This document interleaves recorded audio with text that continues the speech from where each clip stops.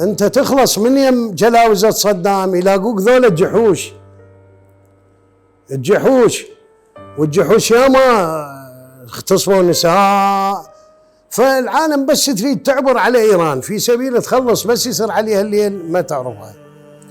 فهذا الشخص قال لي انا كان وياي رجل كبير بالسن وعنده بنات وعنده اطفال وهذا، فرادوا يخلصون بس البنات. قالوا هذا الرجل كبير خليه مو مشكله، بس المهم ذولا.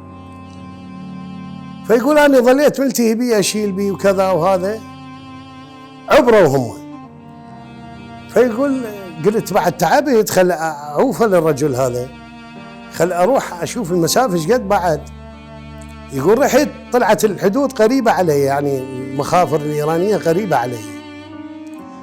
فتلقوني قلت لهم يابا اكو هيك هذا وكذا، وانا عرفت لي رجل كبير بالسن وهذا.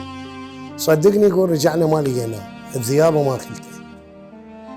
يقول ما لقينا له اثر. هاي المعاناه مالك راد الفعليه.